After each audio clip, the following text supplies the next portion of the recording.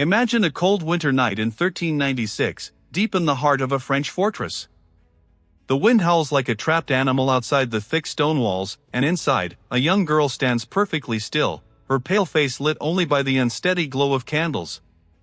She's just 12 years old, dressed in a simple linen shift that feels more like a shroud than a wedding gown. Her attendants whisper prayers around her, brushing her hair until it shines, but she can't hear them over the pounding of her own heart. This isn't a fairy tale wedding.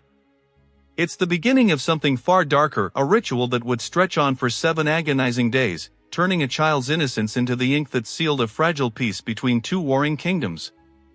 What if I told you this wasn't just a story from some forgotten legend, but a real event documented in royal ledgers and clerical chronicles? A moment where politics, religion, and medicine collided to justify the unthinkable.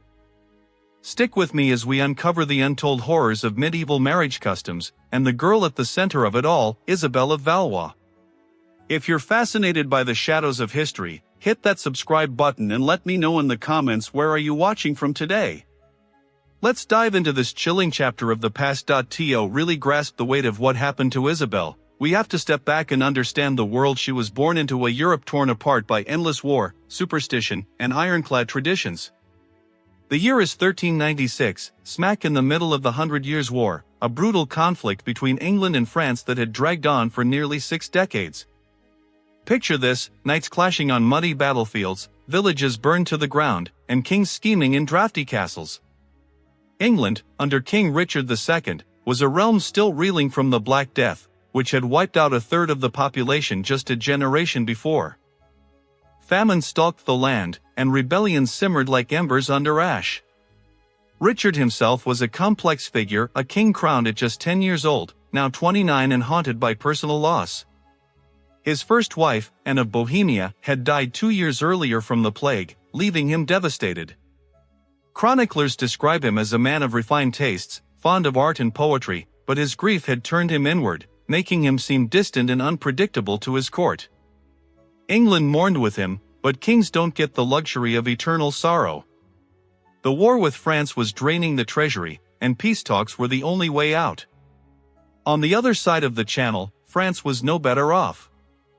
King Charles VI, Isabelle's father, was known as Charles the Mad for good reason. He suffered from bouts of insanity, believing at times that he was made of glass and could shatter at a touch.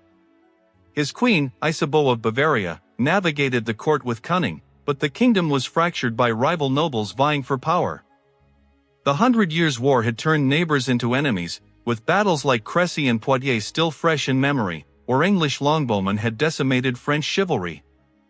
Enter the Truce of 1396.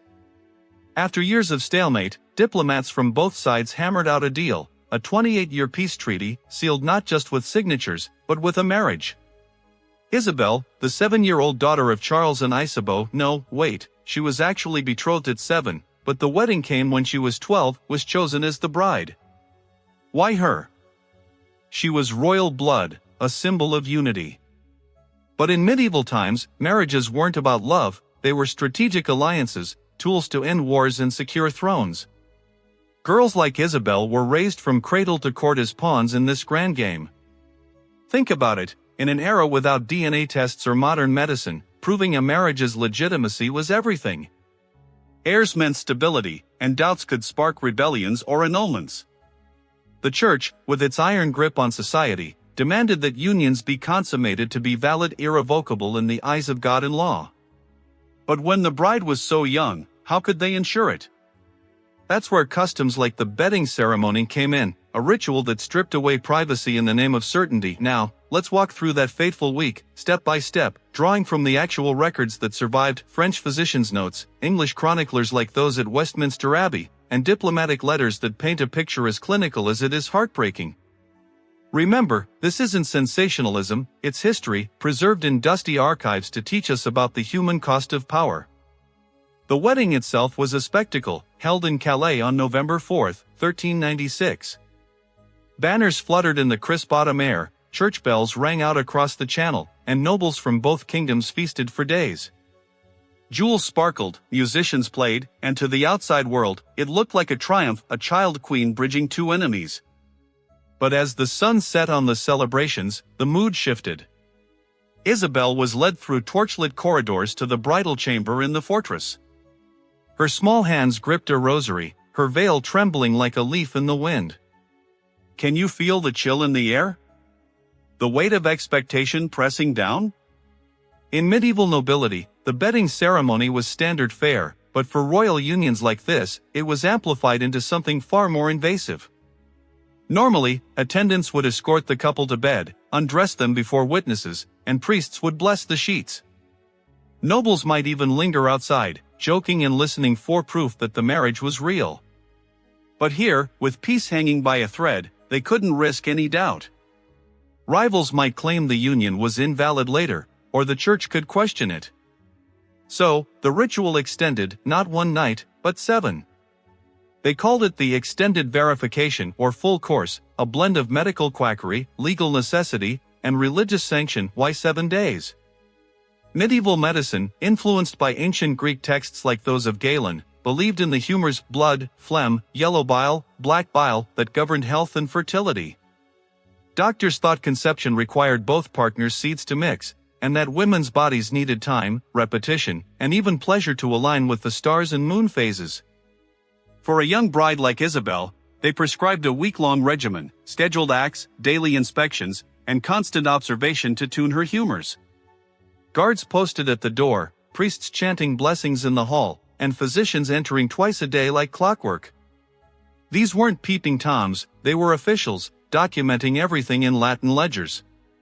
One surviving note from a French doctor reads something like, "The union is testified, the maiden's temperament balanced, though pale.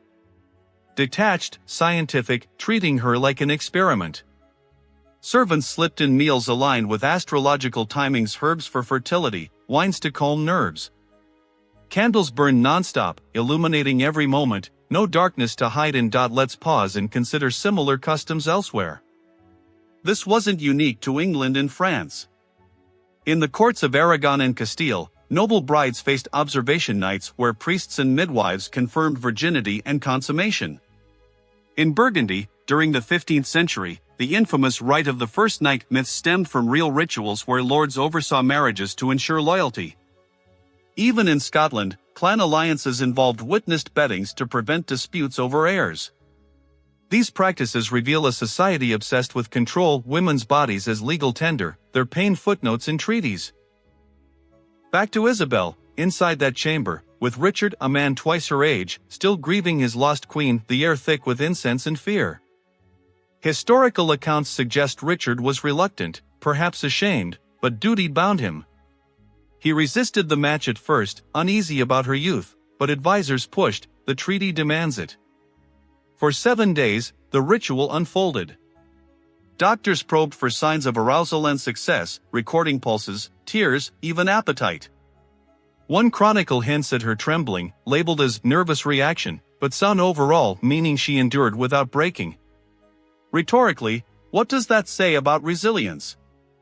A 12-year-old, alone in a foreign land, her every move scripted by strangers. No escape, no privacy. Outside, envoys wrote calm letters home. The marriage is concluded per custom, the alliance secure. No mention of her suffering, diplomacy demanded silence. To expand on the era's mindset, medieval law drew from canon law, where Pope Innocent III had ruled that marriages must be public and proven to avoid bigamy or fraud. Medicine added pseudoscience. Physicians like those trained at the University of Montpellier believed repetition warmed the womb, increasing chances of heirs. Faith twisted it further. The church saw sex in marriage as a duty to God, but only within bounds. Yet for child brides, it blurred into cruelty, justified as divine order. Side story, compare this to Margaret Beaufort, mother of Henry VII, who at 13 endured a traumatic birth after a young marriage. Or Joan of Arc's era, where girls were warriors or wives by teens. These tales show how youth was no shield. Power accelerated everything. As the days dragged, Isabel's world shrank to that room. The wind rattling windows, armor clinking in the hall, incense burning her eyes. By day 4 or 5, fatigue set in, no rest, constant intrusion. Yet records show no conception. Her body, unready, defied their science. Doctors blamed diet or timing, never the act. On the seventh day, it ended. She emerged, whispers say, a shadow pale, silent, hands unsteady. What came next for Isabel? The immediate impact was a hollow victory. The treaty held for a time, easing border skirmishes, but personal scars ran deep. Richard, perhaps racked by guilt, distanced himself. He gave her luxuries, chambers, jewels, but no intimacy. Chroniclers speculate he sought confession, whispering regrets to priests. Their marriage produced no heirs, a quiet failure amid the fanfare. By 1399, fate twisted again. Richard was deposed by Henry Bolingbroke, who became Henry IV. Imprisoned in Pontefract Castle, Richard died mysteriously, starved or murdered. Isabel, widowed at 13, became a bargaining chip. England held her dower in jewels, negotiating like she was cargo. French envoys argued the treaty void, demanding her return. After months, in 1401, she sailed home at 15, stepping ashore silent, a ghost of the girl who'd left. Back in France, under her mother's care, Isabel faded from public view. Rumors swirled, she feared darkness, avoided crowns, slept with candles lit. Yet at 16, she remarried to Charles, Duke of Orleans, closer in age. This union was kinder, no rituals, no guards. She bore children, found some joy in letters and verse. But friends noted a lingering silence, an unhealed wound from that winter week. Isabel died young, at 19 in 1409, from complications after childbirth. Her legacy? Buried in chronicles as the queen who brought peace. But dig deeper, and she's a symbol of medieval women's plight, bodies as battlegrounds, silence as survival. Historically, her story influenced views on child marriages. By the Renaissance, customs evolved. Henry VIII annulments highlighted flaws in such unions. Today, historians like those at the British Library see it as bureaucratic violence, power cloaked in procedure.